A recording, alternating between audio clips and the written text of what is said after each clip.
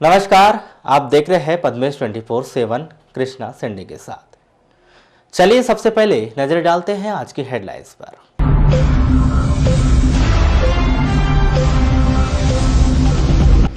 EVM और ballot से होगा पंचायत चुनाव, बकायेदार जमा नहीं कर पाएंगे नामांकन। आयरन की गोली खाने से पुलपुट्टा में 10 बच्चे हुए बीमार, खैलांजी अस्पताल में कराया गया भर्ती। हंगामेदार रही जिला पंचायत की बैठक, धान खरीदी सहित अन्य मुद्दों पर बरसे जिला पंचायत के सदस्य। स्कूटी चलाने का शौक पड़ा भारी, 14 वर्षीय बालिका की हादसे के बाद मौत। और नाबालिग से दुष्कर्म के आरोपी को 10 वर्ष का कारावास। अब समाचार विस्तार से। लालबरा के स्थानीय शासकीय उत्कृष्ट विद्यालय में दिल्ली के ताल कटोरा स्टेडियम में आयोजित परीक्षा पे चर्चा कार्यक्रम का सीधा प्रसारण एलईडी स्क्रीन पर स्कूली बच्चों को दिखाया गया। आपको बताया कि परीक्षा पर चर्चा कार्यक्रम में देश के प्रधानमंत्री मोदी ने बच्चों को सफलता के टिप्स देते हुए ज्ञानवर्धक जानकारियां देते हुए मार्गदर्शन किया एवं परीक्षा के समय में तनाव मुक्त रहने, तन मन से स्वस्थ रहकर परीक्षाओं की लगन व मेहनत से तैयारी करने हेतु सुझाव भी दिए। इस दौरान स्कूली बच्चों के द्वारा पूछे गए सवालों के प्रधानमंत्री के द्वारा जवाब दिए गए, जिसे उत्कृष्ट स्कूल के बच्चों के द्वारा सीधा प्रसारण देखकर ज्ञानवर्धक जानकारियां प्राप्त की गई। प्रधानमंत्री का परीक्षा पे चर्चा लाइव टेलीकास्ट विभाग के निर्देशानुसार इसकी व्यवस्था की गई है। हमारे विद्यालय में 2 जगह इसका प्रसारण हो रहा है। मिडिल स्कूल को वर्चुअल क्लास में, हाई स्कूल हायर सेकेंडरी को रामगढ़ में बैठा है। कब से चालू हुआ है कार्यक्रम? 11 बजे से। कितने घंटे कार्यक्रम है? 1 घंटे का कार्यक्रम है। इसके लिए परीक्षा कार्यक्रम में संशोधन हुआ था। 8:30 का पेपर 8 बजे से। सभी जितने बच्चे सभी मंगलवार को आयोजित इस जन सुनवाई में ग्राम सुकड़ी के 11 किसानों ने मुआवजे की मांग को लेकर कलेक्टर कार्यालय में ज्ञापन सौंपा है, जिसमें उन्होंने वैनगंगा नदी पर बनाए जा रहे पुल में उनकी जमीन चले जाने की जानकारी देते हुए जमीन का मुआवजा दिए जाने की मांग की, जिसमें किसानों ने बताया कि उनकी भू स्वामित्व की जमीन सड़क व पुल निर्माण में चली गई है, जिसका उन्हें 2 वर्ष बीत जाने पर भी अभी तक मुआवजा नहीं मिला गया है। उन्होंने समस्त किसानों का मुआवजा दिए जाने के बाद ही निर्माण कार्य शुरू किए जाने की मांग की। ये पुलिया में जमीन हमारी फंसी है। कौन सी पुलिया में? ये डांगोली घाट गंगा जी में। कितनी जमीन फंसी है? जमीन तो बहुत 12 लोगों की है जी। कितनी जमीन? अब कितनी वो तो हमको बताया नहीं पटवारी साहब। अच्छा, तो जमीन फंसी हुई है। जमीन फंसी हुई है। क्या चाहते हो आप लोग? मुआवजा चाहते। मुआवजा चाहते। तो कभी सर्वे उसका नहीं हुआ कि किस सर्वे हो गया जी? क्या फंसी है? सर्वे हो गया। पिछले साल भी एक कागज पेश कर दिए हैं। पिछले चाक चुप रह गए। फिर आंसू आए तो पूरा काम चालू उनने कर दिए। सर्वे कब? पिछले साल हुआ था। पिछले साल भी हुआ, अभी भी किए हैं। तो अभी किए सर्वे, तो अभी किसान को नहीं बुलाया उन्होंने। ठेकेदार वो पटवारी को बुला लिया और सर्वे कर लिया। जमीन गिन दी, किसान को पूरे को बताया नहीं। और अभी हम लोग हमारा ये भी नहीं आया, यानी जमीन का मुआवजा। बैहर तहसील के ग्राम जालदा में प्रधानमंत्री आवास योजना के अंतर्गत मनरेगा की राशि दिए जाने की मांग को लेकर कलेक्टर कार्यालय में अपना आवेदन प्रस्तुत किया। ग्रामीणों ने बताया कि प्रधानमंत्री आवास योजना के तहत मकान बनाने के लिए उन्हें 1,30,000 रुपए की राशि प्रदान कर दी गई, लेकिन मनरेगा के तहत दी जाने वाली 20,000 रुपए की राशि का भुगतान अब तक नहीं हो पाया, जिसके चलते उन्हें 2 वर्षों से आर्थिक परेशानियों का सामना करना पड़ा। उन्होंने प्रधानमंत्री आवास योजना के अंतर्गत दी जाने वाली मनरेगा की राशि तुरंत खाते में डालने की मांग की। मकान के लिए आए हैं जी। क्या हुआ? का हो गया वो हमारा पैसा नहीं मिले, वही में तो आए ना लड़का बच्चा धर के। अच्छा, कितना पैसा मिला अभी तक? 1,30,000 तो मिली से। 1,30,000 रुपये मिला। बाकी पैसे? बाकी पैसा अब 15-25 का, अब कत का 25 का, अब उन कैसे करी ना निकालने वाले अब। अच्छा, सरपंच सचिव क्या बोलते हैं इसमें? अब उन तो तुम्हारे पैसा निकला नहीं, ऐसे बोलते हैं नीचे निकलेगा थे तुम बोलते तब ले हम कैश का डार वो ऐसे बोलते तो क्या करबे। तुम्हें तो आए साहब यहाँ लड़का बच्चा धर के। क्या नाम है? सनियारो बाई। पालक शिक्षक संघ प्राथमिक शाला टंटाटोला के रसोइयों ने स्वसहायता समूह चलाने की मांग को लेकर अपना आवेदन प्रस्तुत किया, जिसमें उन्होंने गांव के ही कुछ लोगों पर उनका समूह को बंद कराने का आरोप लगाते हुए उनके साथ मारपीट करने वाले लोगों पर कार्रवाई किए जाने की मांग की। कलेक्टर कार्यालय में एसपी को सौंपे गए इस ज्ञापन के संदर्भ में की गई चर्चा के दौरान स्व सहायता समूह के अध्यक्ष मुन्नीबाई कुमरे ने बताया कि गांव के कुछ लोग उनका स्व सहायता समूह बंद कराना चाहते हैं, जिसके चलते वे स्कूल में आकर मारपीट की घटना को अंजाम देते रहते हैं। हम पहले से हम लोगों ने चलाते हैं विकास स्व सहायता समूह। अच्छा, विकास स्व सहायता समूह चलाते हैं। हम कृषि विभाग से चला रहे थे। जो ग्राम सेवक है उनने जोड़े थे हम लोगों को। जोड़ने के बाद में 10 महिला जोड़े। 10 महिला से हम समूह चला रहे थे। 11 महिला थे। ये अपंग बाई है। सर ने बोले कि जो इसको रसोईया में रखना करके, तो ये बाई रसोईया में रहती है। इसका आदमी इससे कुछ नहीं बनता, हाथ पैर की अपंग है, तो इसका आदमी खाना बनाता है। इस बीच में क्या है, 101 बच्चे में हम 3 रसोईया थे।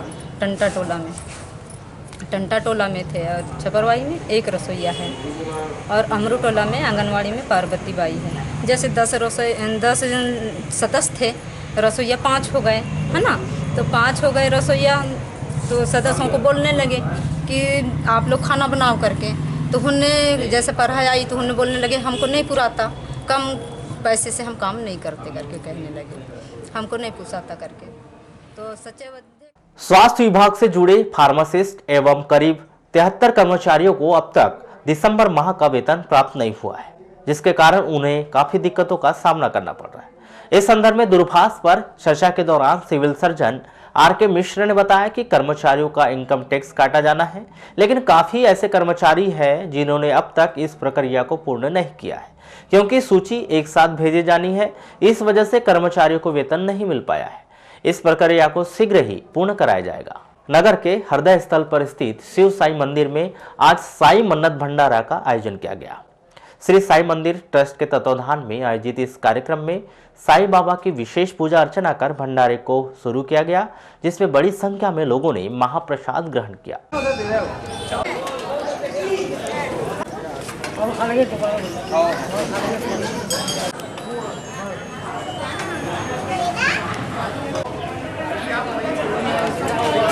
ये जो आयोजन है दिसंबर में 4 दिसंबर को बाबा की जब यहाँ स्थापना नहीं हुई थी, उसके पूर्व में हमने 4 दिसंबर को शिरडी से जो धुनी लेकर के आए थे, उसी की हम वर्षगांठ मनाते आ रहे हैं। जो आपको यहाँ पीछे पर दिख रही है, यही अखंड धुनी जो बाबा द्वारा प्रज्वलित की गई थी शिरडी में, वहीं से धुनी की अग्नि हम लोगों ने लेकर के आए थे।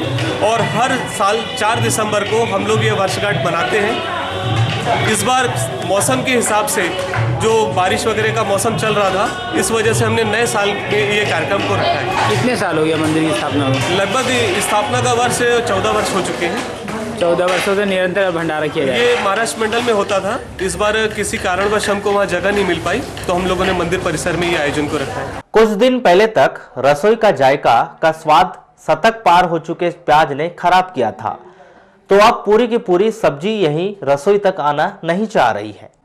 या कहे इन सब्जियों को रसोई तक लाने में आम आदमी के इस कड़ाके की ठंड में पसीने छूट रहे हैं। सब्जियों के दाम की बात करें तो अनार और सेब से महंगा भट्टा, भिंडी, बरबटी, गोभी हो चुकी है। यही नहीं, कल तक 10 रुपए किलो मिलने वाली लौकी आज 40 रुपए के पार हो चुकी है। लगातार सब्जी के दाम बढ़ने से सब्जी व्यापारियों का धंधा चौपट हो रहा है। व्यापार में बहुत फर्क पड़ गया है। 2 दिन पहले 15 रुपए किलो टमाटर था, अभी 20 रुपए किलो बिक रहा है। धनिया की तो हालत बहुत डाउन है, 10 रुपये 5 रुपये।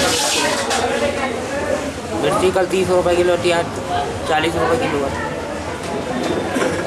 ऐसे जो लगातार रेट बढ़ रहा है, इसको देखिए आगे भविष्य में क्या लगता है कि प्याज के रेट, टमाटर के रेट? प्याज के रेट तो अभी 15 दिन पहले 120 रुपये, 100 रुपये, अभी घटे है प्याज के रेट 50 रुपये, 60 रुपये किलो। भिंडी 100 के पार, भटा 80 रुपए किलो, मटर 50 रुपए, बरबट्टी 80, सेमी 50 या 60 रुपए किलो, तो लौकी 40 रुपए किलो बिक रही है। सब्जी विक्रेता भी मानते हैं कि ठंड के दिनों में सब्जी के इतने अधिक दाम होने से ग्राहक भी परेशान हो रहे हैं। व्यापार में फर्क पड़ता है। दूसरी बात, ग्राहक परेशान हो रहे हैं, महंगा है माल थोड़ा रेट ठंड के हिसाब से माल का रेट कम होना चाहिए। अभी के रेट में टमाटर बिकना था 5 रुपये 10 रुपये किलो, 15-20 रुपये किलो बिक रहा है चिंतन में। आलू बिकना था 10 रुपये किलो, तो 20 रुपये किलो बिक रहा है। प्याज बिकना चाहिए 30-40-20 रुपये 30 रुपये किलो, वही 50-60 बिक रही है, 40 बिक रही है, 50 बिक रही है। क्या है, ठंड के हिसाब से जो मौसम चल रहा है, ख़राब हो रहा है, बदल हो रही है, गर्मी हो रही है, बरसात हो रही है, उसके हिसाब से सब्जी हो रही कम।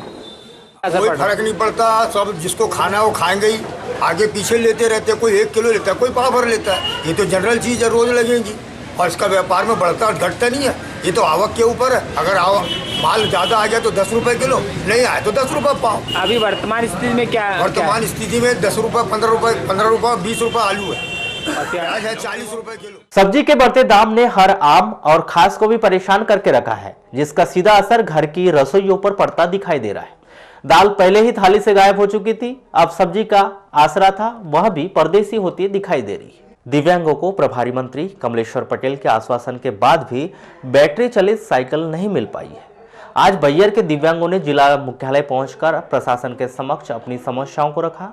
उन्होंने बताया कि बैगा ओलंपिक आयोजन के तहत उन्होंने अपनी बात प्रभारी मंत्री कमलेश्वर पटेल के समक्ष रखी थी और उन्होंने 15 दिन के भीतर साइकिल के वितरण की बात कही थी, लेकिन आज तक बैटरी चलित ट्राईसाइकिल का वितरण नहीं किया गया है, जिसके कारण काफ़ी दिक्कतों का सामना करना पड़ रहा है। मैं इसलिए पहुंचा हूं कि क्योंकि 21 तारीख को 15 दिनों में यानी कि जो प्रभारी मंत्री जी आए हुए थे, जब बैगा ओलंपिक का कार्य चल रहा था, तब मैंने वहाँ पर यानी धरना प्रदर्शन किया था। तब उन्होंने मुझे कहा कि आपको 15 दिनों के अंदर यानी कि 6 जनवरी 2020 से लेकर के 21 जनवरी 2020 तक के यानी कि जो 15 दिन होते हैं, इसके बीच में आपको ट्राईसाइकिल बैटरी चलित प्रदान की जाएगी। लेकिन और इसकी जिम्मेदारी एसडीएम सर जो है अपने गुरु प्रसाद जी और कलेक्टर महोदय दीपक आर्य जी, इनको दी गई थी, लेकिन इनके तरफ से कोई रिस्पांस नहीं आया। यहाँ तक कि मैंने एसडीएम महोदय को कॉल भी किया 2 बार, लेकिन उन्होंने कॉल नहीं उठाया। व्हाट्सअप किया तो व्हाट्सअप में उन्होंने रिसीव देख लिया, लेकिन कोई रिस्पांस नहीं दिया। और कलेक्टर महोदय को मैंने 3 बार कॉल लगाया, लेकिन उन्होंने फ़ोन का कोई घूम फिर नहीं सकते सर, हम जाएंगे कहाँ? एक जगह बैठे रहते हैं सर, हमको कोई उठा के ले जाएगा, वहाँ चलो, हमको वहाँ छोड़ दो, हमको वहाँ से करना वैसा करना, कैसे जाएंगे सर? क्या करते हैं आप? मैं कुछ नहीं कर सकता सर। तो कैसा यानी कि अपनी जीविका कैसे चला रहे हैं? मेरी मिसेस है, बर्तन पानी करती है। अच्छा, भरण पोषण के सुबह बड़ी नहला धुला देती है, खाने पीने के लिए इधर अपने बर्तन पानी। जिला पंचायत के सभा कक्ष में सामान्य सभा की बैठक का आयोजन जिला पंचायत अध्यक्ष रेखा बिसेन की अध्यक्षता में किया गया, जिसमें जिला पंचायत के तमाम सदस्यों ने हिस्सा लिया। इस बैठक में धान खरीदी के मुद्दे को लेकर सदस्यों ने जमकर हंगामा किया। वहीं अधिकांश अधिकारियों की गैर मौजूदगी ने जनप्रतिनिधियों को काफी निराश किया, क्योंकि यह बैठक इस कार्यकाल की संभावित अंतिम बैठक मानी जा रही है। पहले जमा करो जब देंगे। देखो पैसे आपने हमसे किसान है, हम अपना बजट तैयार करते हैं कि हमको अगर 1 लाख का धान हुआ, हाँ करेक्ट में थे ना, आपका पैसा जब ड्यू डेट आएगी उसके बाद पैसा तो काट रहे हो आप, ड्यू हो गया इसलिए तो मेरी बात हो रहा है, तो गलती किसकी है? ये जो अगर धान बेचा तो मेरा 1,39,000 पैसा इन्होंने नहीं दिए, बेचारा वही मरे किसान। यार इस बार धान का मतलब जो हुआ धान में पिछला इस बार काट लिया आपने। जनपद पंचायत अध्यक्ष पूरन ठाकरे ने किसानों से ब्याज की वसूली का मुद्दा उठाते हुए नाराजगी जाहिर की। सरकार पिछले साल भी धान खरीदी की और इस वर्ष भी कर रही है। चूंकि हम सब किसान हैं और किसान जब अपना बजट तैयार करता है तो वो ये तैयार करता है कि मेरा 1 लाख का अगर मैं धान बेच रहा हूँ तो 25,000 मेरा कर्ज है, 75,000 मेरे को अगर मिलेगा तो 75,000 में अपना बजट तैयार करता है। और पिछले बार क्या किए इन्होंने, किसान को धान खरीदी के बाद में पूरा 1 लाख का 1 लाख पूरा वापस कर दिए। किसान ने अपना बजट 1 लाख का तैयार कर लिया और उसको खर्च कर लिया। उसके बाद में 28 मार्च के बाद में लोग वसूली करने के लिए फिर तैयार हुए कि हमको राशि वापस करें। अब ऐसी स्थिति में मुश्किल से 5% किसान ने भी राशि जमा नहीं किया और इस कारण से किसान डिफॉल्टर में आ गया। और इस बार जब मैं बात किया कि नियत तिथि पर हम वसूल करते हैं तो इस बार धान की खरीदी में उनने पैसा काट लिया।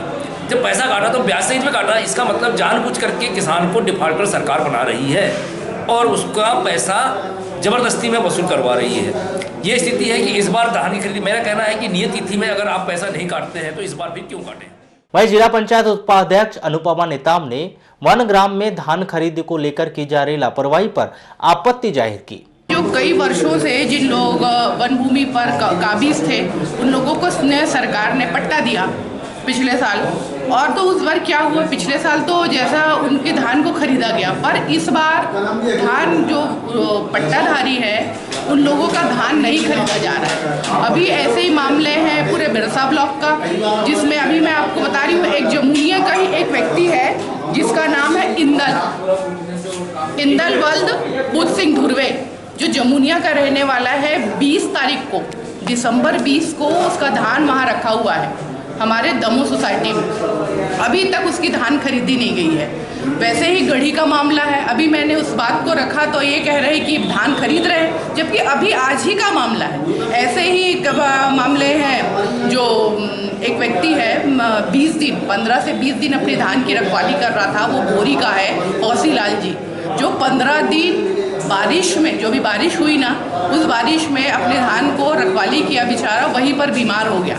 जब वो घर वापस गया तब उसको बीमार हो गया तो वहाँ से लेकर आए और दूसरे दिन उसकी डेथ हो गई। ये बोरी का एक मामला है। तो ऐसे मामले हैं जिसको सरकार बिल्कुल ध्यान नहीं दे रही है। हमारा कहना है कि भाई सरकार ने किसानों के साथ जो वादा किया था उसको तो कम से कम निभाए।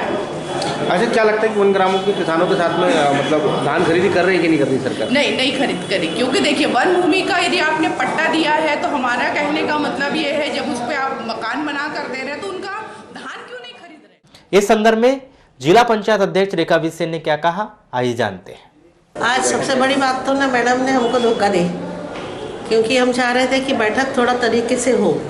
तो मैं जब 22 तारीख को बैठक के लिए कहा गया था तो मैडम ने कहा कि 21 तारीख को करते हैं, क्योंकि ऐसे भी मैं सोमवार और मंगलवार को बैठक नहीं रखती, क्योंकि उस दिन DL की बैठक होती है और जन सुनवाई होती है। बुधवार को रखते हैं, गुरुवार को भी नहीं रखते, शुक्रवार को रखते हैं।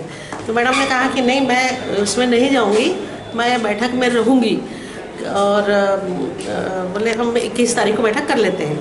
आज हमने बैठक किए तो ज़िले में एक कार्यक्रम है माननीय मंत्री जी सभी लोगों का, आपकी सरकार आपकी द्वार, और उसमें मैडम चली गई, उन्होंने अमूल्य जी को अधिकृत किया है, वो भी ठीक है, लेकिन क्या है कि कम से कम बातचीत के दौरान बताना चाहिए कि मैं नहीं, हम चाह रहे थे कि मैडम रहे, सारे अधिकारी रहे। अब क्या है कि आपकी सरकार आपके द्वार होने के कारण सारे बड़े जो लोग जवाब दे सकते हैं, ऐसे सारे लोगों को उन्होंने आपकी सरकार आपके द्वार ले गए हैं।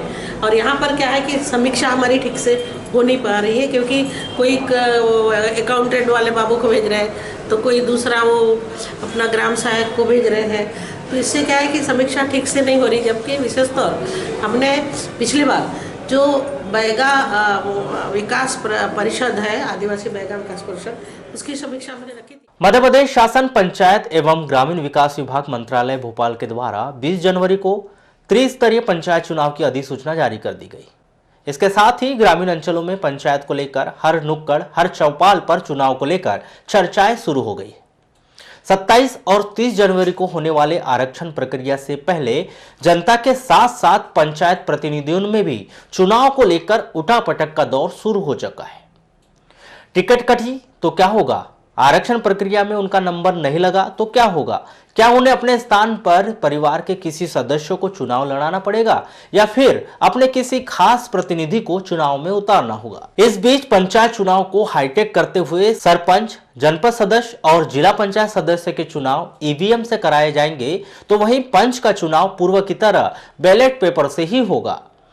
3 EVM मशीन लगाई जाएगी, जिस पर क्रमशः सरपंच, जनपद सदस्य, जिला पंचायत सदस्य के बैलेट पेपर लगे होंगे। विधानसभा और लोकसभा चुनाव की तर्ज पर मतदान से 1 घंटा पहले मॉक पोल करवाया जाएगा। हालांकि आरक्षण प्रक्रिया पूर्ण होने के बाद ही आदर्श आचार संहिता लागू किए जाने की जानकारी मिल रही है। सूचना यह भी है कि प्रत्याशी ऑनलाइन अपने नामांकन जमा कर सकते हैं। नामांकन फॉर्म जमा करने के लिए प्रत्याशियों को कई तरह के फॉर्म जमा करने होंगे, जिसमें परिवार के बच्चों की जानकारी लेकर विवाहित होने की स्थिति तक, संपत्ति, चल अचल न्यायालय में विचाराधीन प्रकरण, बैंक खाते, वित्तीय संस्थानों में कर्जदार तो नहीं है, किसी कंपनी प्रतिनिधि में डिफाल्टर तो नहीं है, बीमा पॉलिसी, डाकघर की जानकारी के साथ ही यदि आप किसी बैंक से डिफाल्टर है, जल कर, विद्युत कर सहित अन्य संस्था में वर्षों से बकायेदार है, तो चुनाव के लिए अपात्र घोषित कर दिए जाएंगे। आपको बता दें कि पंचायत स्तर के चुनाव राजनीतिक सिंबल के माध्यम से नहीं लड़े जाते। पूर्व की तरह इस बार भी स्वतंत्र चुनाव चिन्हों के आधार पर यह चुनाव पूर्ण करवाए जाएंगे, जिसमें जिला पंचायत सदस्य के लिए 39 चुनाव चिन्ह आरक्षित किए गए हैं। इसी तरह जनपद पंचायत सदस्य के लिए 23 चुनाव चिन्ह, सरपंच के लिए 24 चुनाव चिन्ह और पंच के लिए 10 चुनाव चिन्ह आरक्षित किए गए। प्रत्याशियों को इन्हीं चुनाव चिन्हों में से कोई एक चिन्ह आवंटित किया जाएगा। किसी जनपद क्षेत्र, पंचायत, जिला पंचायत क्षेत्र में प्रत्याशियों की संख्या अधिक होने पर अतिरिक्त चुनाव चिन्ह की व्यवस्था भी रखी गई है। 26 जनवरी गणतंत्र दिवस का मुख्य आयोजन हर वर्ष की तरह इस बार भी शहर के मुल्ला स्टेडियम में किया जाएगा। परेड की सलामी व ध्वजारोहण खनिज मंत्री प्रदीप जायसवाल करेंगे, जिसके लिए इन दिनों तैयारियां शुरू कर दी गई है। सीआरपीएफ, हॉक फोर्स, जिला पुलिस बल, एनसीसी कैडेट्स स्टेडियम में रिहर्सल कर रहे हैं, तो वहीं स्कूलों में सांस्कृतिक कार्यक्रमों की तैयारियां शुरू कर दी गई।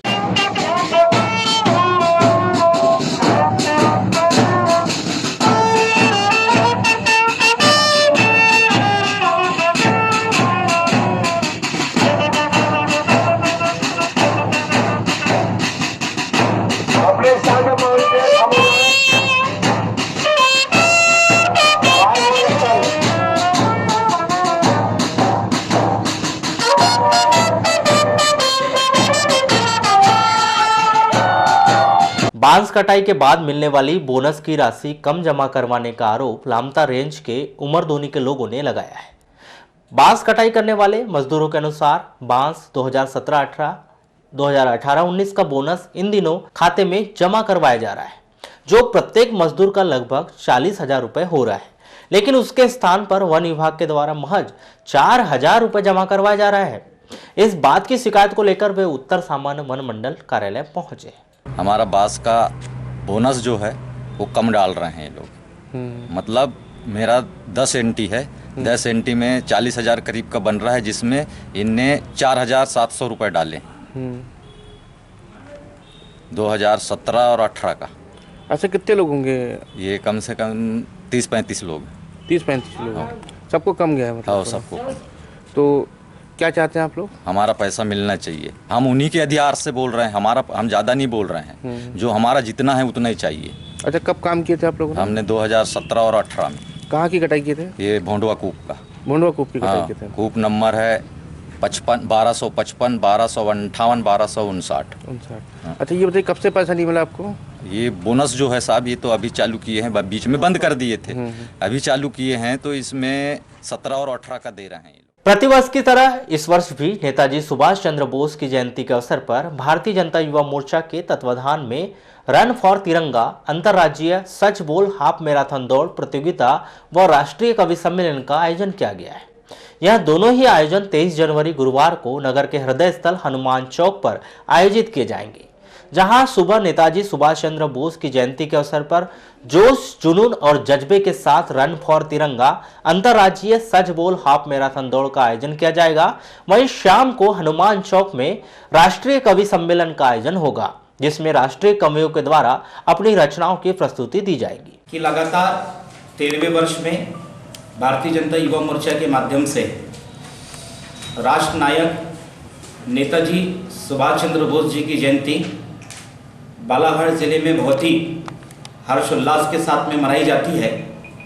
इस 23 जनवरी को नेताजी सुभाष चंद्र बोस जी की जयंती के अवसर पर हमारे द्वारा प्रतिवर्ष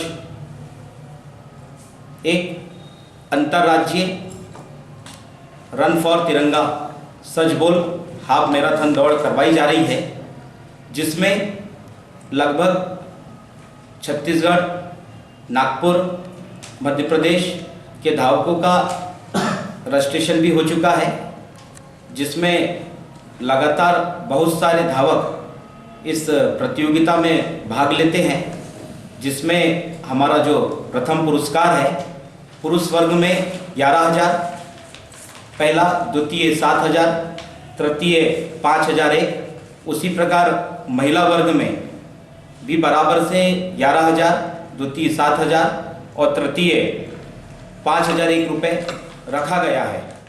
हमारा उद्देश्य।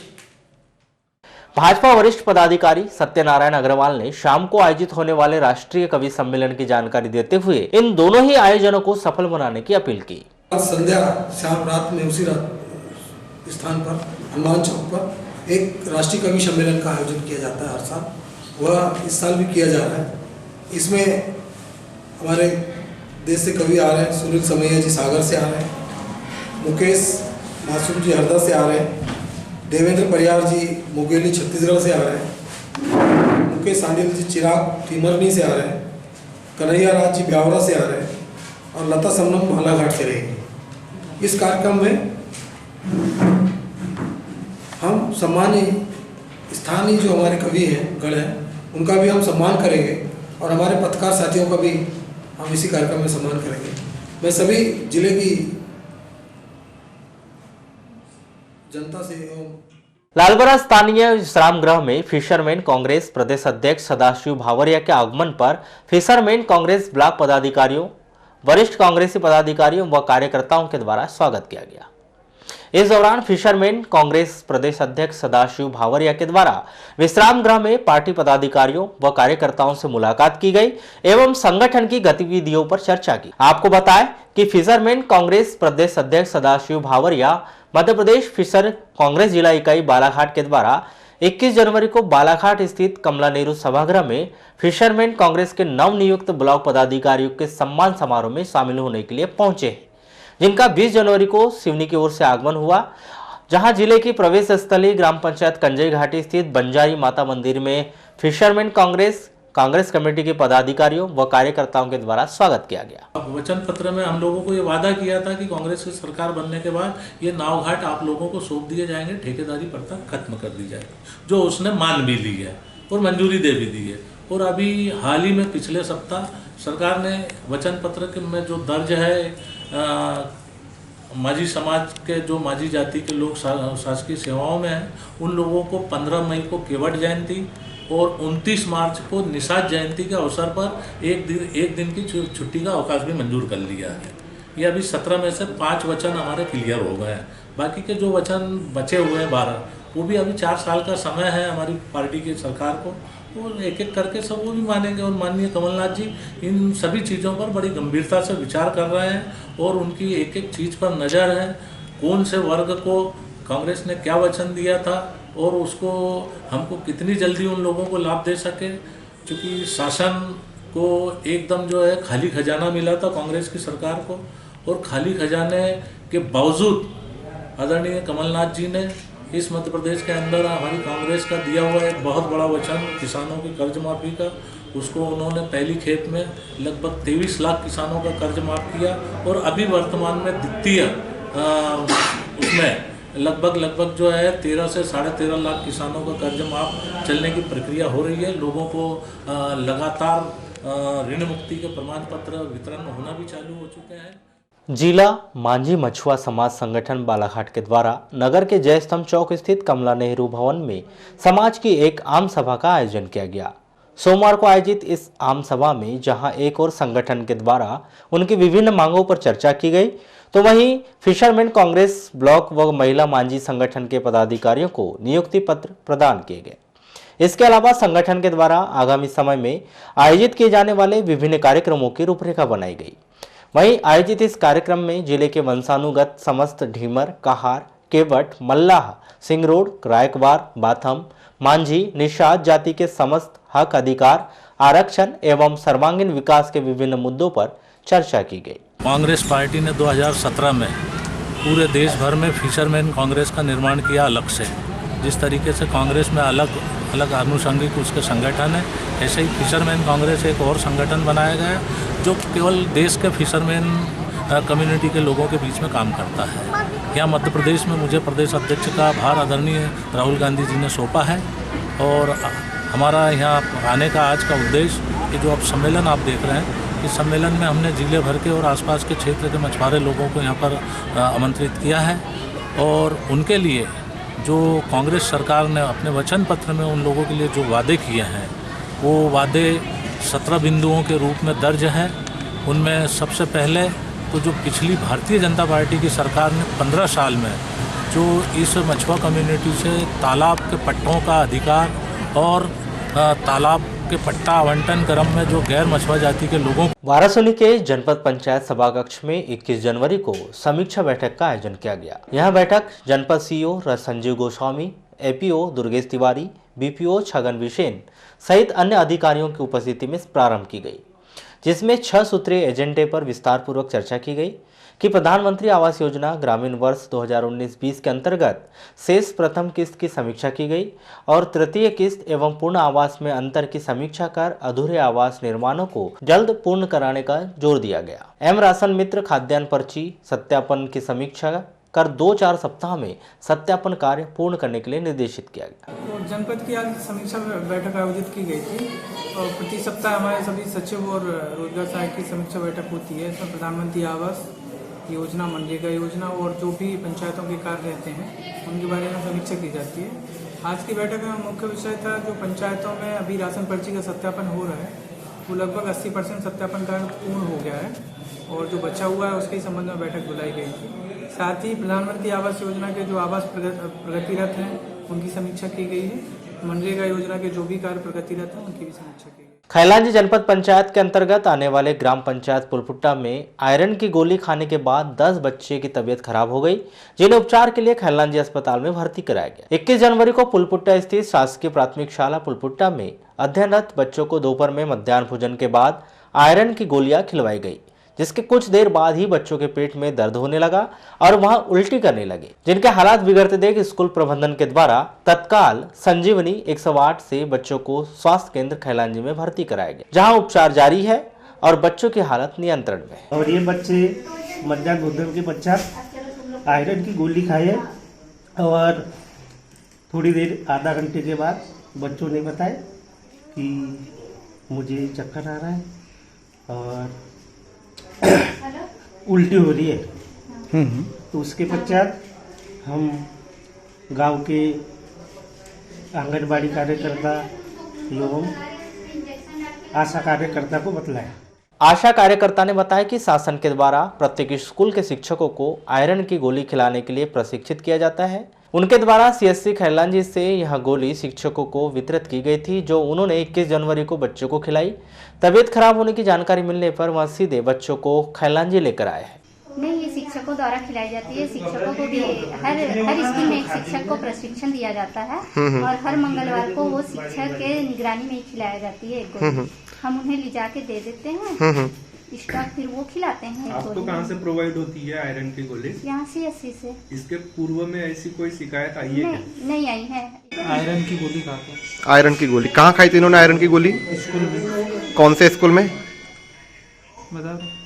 प्राइवेट है या गवर्नमेंट है? गवर्नमेंट। अच्छा, तो फिर गोली खाने के बाद इनका तबीयत खराब हो गई थी। हाँ।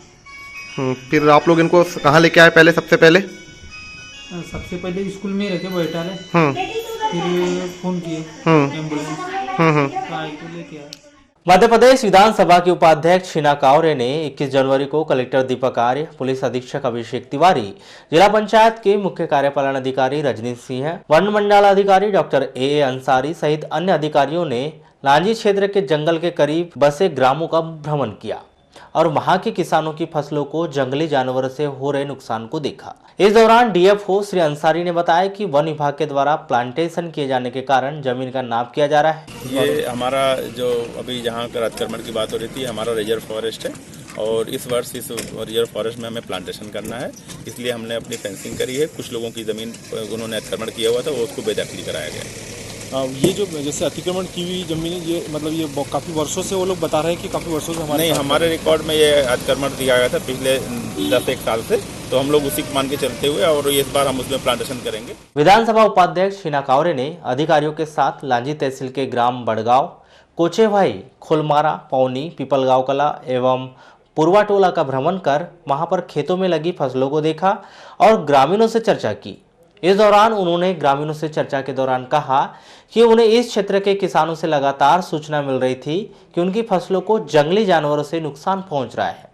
वे स्वयं इस समस्या से चिंतित थी और आज जिला प्रशासन के अधिकारियों के साथ इस समस्या के समाधान के लिए आई है। फॉरेस्ट डिपार्टमेंट को लेकर थोड़ी दिक्कतें हमारे यहाँ के किसानों को भी हो रही थी जंगली जानवरों को लेकर, और एक हमारी ग्राम पंचायत है पुरवाटोला, वहाँ पर भी कुछ किसानों को थोड़ी दिक्कत थी। इसलिए आज पूरी टीम, हमारे कलेक्टर, SP, CO जिला पंचायत, हमारे DFO अंसारी जी, सब लोग, हम सब पूरी एक टीम के साथ आज पूरा भ्रमण किया हमने। कोचेभाई, बड़गांव, पूरे इस तरफ जो हमारे पौनी पंचायत है, पूर्वा टोला है, सभी जगह हम लोग गए और जो दिक्कतें आ रही थी फॉरेस्ट के साथ हमको, उन्हीं सब चीज़ों पर फील्ड पे विजिट करके हमने पूरी दिक्कतों को समझा है और अब उसका क्या सॉल्यूशन हो सकता है, इन तीनों बातों पर विचार होगा और उसके बाद हमारे लोगों पर। ग्रामीणों से चर्चा के दौरान कलेक्टर श्री आर्य ने कहा कि जिन ग्रामों में किसानों के द्वारा लगाई गई सब्जियों की फसल को नुकसान हो रहा है, वहां पर फेंसिंग कर पशुओं को आने से रोका जा सकता है।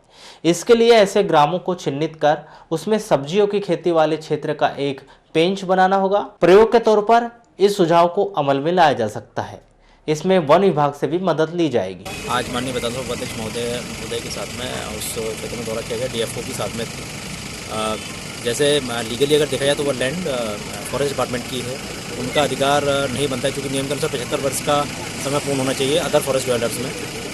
इस कारण से ज़मीन चूँकि उन्हें नहीं दी जा रही, लेकिन ऐसा हम लोग प्रयास कर रहे हैं कोई ज़मीन यदि मिल पाती है, आसपास क्षेत्र में कोई ज़मीन मिल पाती है, ज़मीन को ट्रांसफर करके उनको पट्टे वहाँ दिए जाएँ और उनके आजीविका के साधन को ना नष्ट किया। स्कूटी चलाने का शौक में बदला, ये खबर वाराणसी की है, जिसमें एक 14 वर्षीय बालिका स्कूटी चलाने के दौरान हादसे का शिकार हो गई। मयूरी पटले कक्षा 10वीं की छात्रा है, जो प्रतिदिन की सुबह कोस्ते से वाराणसी शांति शिशु निकेतन वार्ड नंबर 5 गांधी बाल उद्यान के पीछे कोचिंग के लिए आती थी। 18 जनवरी को वहां सुबह अपनी सहेलियों के साथ कोचिंग के लिए आई थी, जहां पर उसके सहपाठी स्कूटी लेकर आया हुआ था। टीचर के नहीं आने से सभी छात्र बाहर ही थे। इस दौरान मयूरी ने अपने सहपाठी से जीत की कि वह स्कूटी चलाएगी। उसे स्कूटी चलाना आता है और स्कूटी की चाबी लेकर उसने कोचिंग सेंटर के सामने सीसी रोड पर स्कूटी दौड़ा दी। इस दौरान लगभग 200 फुट की दूरी पर मयूरी ने उस समय स्कूटी पर से अपना नियंत्रण खो दिया, जब वह सामने अंधे मोड़ पर अपनी स्कूटी टर्न नहीं कर पाई और अचानक एक्सीलेटर की गति तेज हो गई और सीधे नाली क्रॉस कर टेहलीबाई स्कूल की बाउंड्री वाल से टकरा गई। हादसा इतना भीषण था कि स्कूटी के सामने के भाग के परखच्चे उड़ गए और 9 इंची बाउंड्री वाल में गड्ढा हो गया। नागपुर में 8:30 बजे बच्ची को एडमिट किया हमने। एडमिट करने के बाद में उसे जो भी प्राथमिक उपचार दिया गया, उसके बाद बोले कि सिटी स्कैन और जो भी इसके डॉक्यूमेंट बालाघाट के हैं ये तो ठीक है, बाकी क्रिटिकल प्रॉब्लम है बच्ची के साथ, कुछ भी हो सकता है। हेड इंजरी थी, सर पे चोट थी, तो उन्होंने बोले कल हम एक सिटी स्कैन लेंगे, उसके बाद 11 बजे ऑपरेशन करेंगे, बच्ची ठीक भी हो सकती है। हमने उनसे बातचीत की, उपचार के कितना फीस लगेगा, क्या लगेगा। उसके बाद 7 बजे बच्ची थोड़ी ज़्यादा सांस लेने लगी। मयूरी के पिता ने बताया कि उनकी बेटी को स्थानीय सिविल अस्पताल लाया गया, जहां से उसे बालाघाट रेफर कर दिया गया। इसके बाद उन्होंने तत्काल उसे नागपुर लेकर गए, जहां पर उसका उपचार देर रात्रि तक चला। दूसरे दिन मयूरी की हालत खराब होने की वजह से डॉक्टरों ने उसका ऑपरेशन करने से इनकार करते हुए अपने हाथ खड़े कर दिए। मयूरी को वापस लाते समय रास्ते में ही उसकी मौत हो गई। 5:30 बजे करीब निकली थी और 6 बजे तक 6:30 बजे करीब मेरे को जानकारी लगी। क्या नाम है आपकी बच्ची का? मयूरी पटले। कौन सी क्लास में पढ़ती है? 10वीं। कहाँ पर पढ़ती है? बस यही स्कूल से। यही स्कूल में पढ़ती है। तो ये रोज सुबह कितने बजे? 5:30 बजे। 5:30 खाई के लिए आती थी? कोचिंग थी। कोचिंग। वही सर एक्सीडेंट हो गया देखिए। फिर आपने क्या किया? बस बच्ची देखा तो रोड पे पड़ी हुई थी। तो जान वगैरह? नहीं सर, हाँ सर जान थी। बातचीत करी? हाँ बातचीत मम्मी पापा बोली, उसने पूरी बातचीत, बालाघाट जाते तक बातचीत हुई। एक्सीडेंट किस तरीके से हुआ? अब सर वो तो नहीं जानता सर, काय से एक्सीडेंट हुआ? काय से हुआ वो कोई जानकारी नहीं सर मुझे। इस हादसे से सभी सकते में हैं। आपको बता दें कि बाइक और बुलेट इन दिनों छात्रों की शान बन गए हैं और ना तो स्कूल प्रशासन इस मामले में गंभीर हो रहा है और ना ही छात्रों के अभिभावक। स्कूटी, बाइक और बुलेट से स्कूल आना अब छात्रों के लिए स्टेटस सिंबल बन गया है, जिससे न सिर्फ छात्र असुरक्षित है बल्कि अन्य लोग भी। वहीं सड़कों पर बाइकों का अनावश्यक दबाव बढ़ गया है, जो हर दृष्टि से घातक है। मेरे यहाँ कोचिंग पढ़ने आती थी, ये आदिशक्ति में इसका एडमिशन है और सर मेरे यहाँ मतलब झारिया सर हैं, वहीं पढ़ाते हैं आदिशक्ति में और मेरे यहाँ भी पीरियड लेते हैं सर। हाँ प्रोत्साहित तो किया मैंने, इसलिए प्रोत्साहित किया मैं, गलती तो मेरी है प्रोत्साहित करना, परंतु क्या है कि अब बेचारे वैसी गरीब परिस्थिति के टीचर्स रहते हैं, अगर उतने बड़ा रूम अगर कहीं दूसरी जगह ले तो कम से कम 2 से 2,500 रुपये उनको लगता है। फिर फर्नीचर वगैरह वगैरह सब लगते हैं, यहाँ ऑलरेडी फर्नीचर रहते हैं, लेग बोर्ड रहता है। उस उद्देश्य से सर ने बोले कि सर मैं लिए। इस मामले में कोचिंग संचालक प्रवेश झारिया ने बताया कि यह दुखद हादसा है। उस दिन वह तबीयत खराब होने की वजह से कोचिंग नहीं आ पाए थे। वह अपने छात्रों को हमेशा हिदायत देता रहता है कि वह स्कूल और कोचिंग स्कूटी और बाइकों से ना आए। उम्र के पहले जिसकी अनुमति नहीं है वह काम ना करे, मगर फिर भी छात्र अपने शौक के चलते बाइक और स्कूटी लेकर आ जाते हैं। प्रवेश झारिया ने कहा कि अभिभावकों को भी इस मामले में अपने बच्चों को मना करना चाहिए। अभिभावक अपने बच्चों की जिद को पूरा करते हैं। हाँ सर, ऐसा है कि बच्चे जब बोलते हैं कि सर हमको कुछ एक्स्ट्रा अपनी तरफ से पढ़ना है तो थोड़ा बहुत पढ़ा देते हैं। कोचिंग लगाते हैं पौने 7 से 8 तक रहता है सर, और जैसी बैचेस रहती फिर वैसा टाइम निर्धारित होता है सर, पर ऐसा पर्टिकुलर कोचिंग का नाम ये वो कुछ नहीं है सर। बात ये आ रही है कि कोस्ते से एक बच्ची जो है इसी स्कूल में पढ़ती है और आपके यहाँ पर कोचिंग है। क्या नाम है लड़की का? मयूरी पटले। मयूरी पटले जो है पर डे जो है वो 5:30 बजे यहाँ पर कोचिंग के लिए आती है।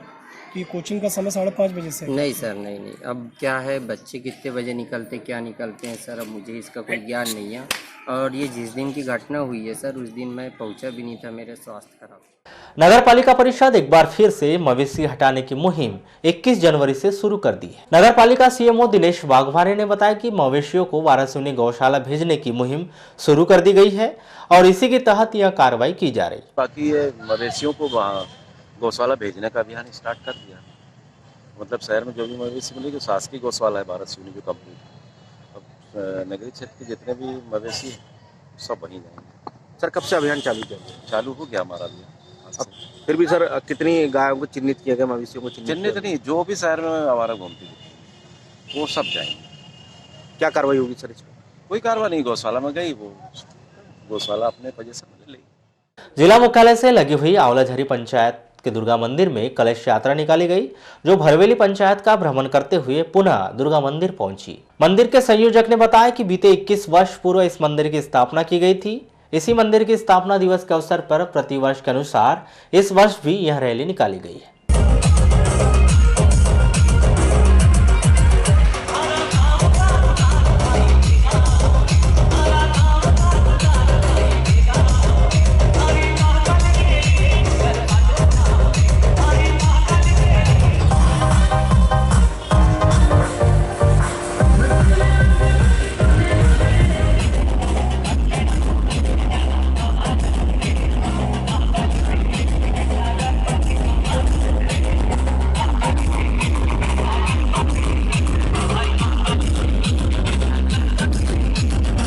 ये कलश यात्रा हमारे पूर्वजों द्वारा कम से कम 20 साल हो गया, 20वां वर्ष है।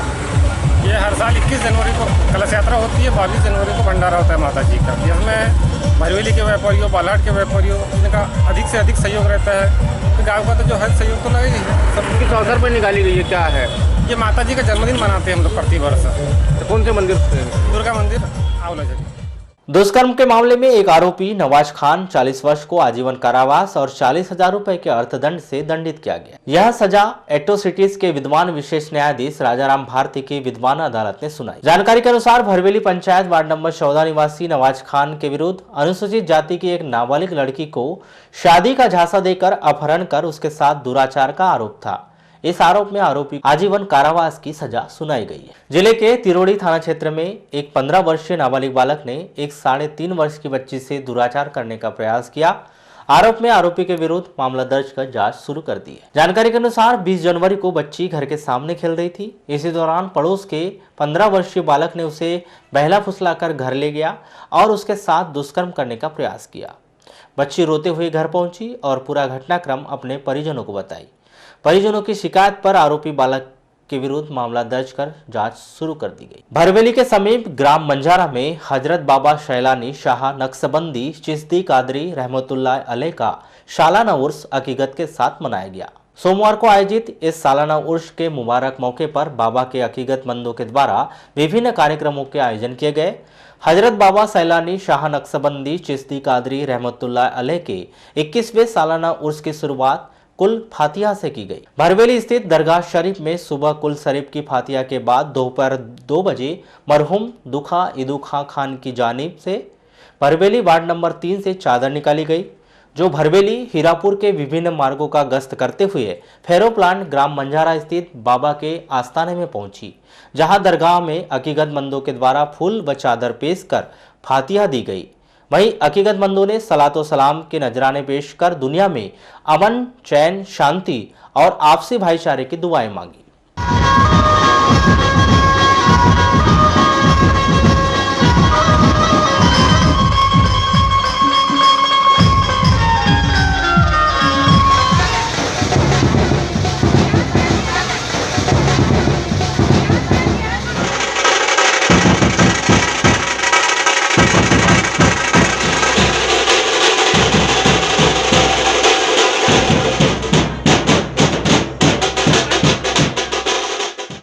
चलते चलते एक नजर आज की हेडलाइंस पर एक बार फिर।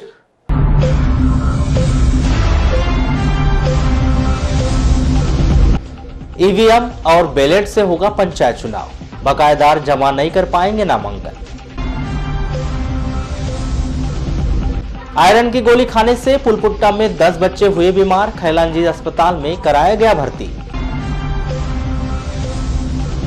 हंगामेदार रही जिला पंचायत की बैठक, धान खरीदी सहित अन्य मुद्दों पर बरसे जिला पंचायत के सदस्य।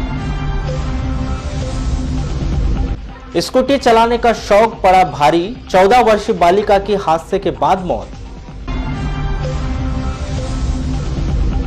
और नाबालिग से दुष्कर्म के आरोपी को 10 वर्ष का कारावास।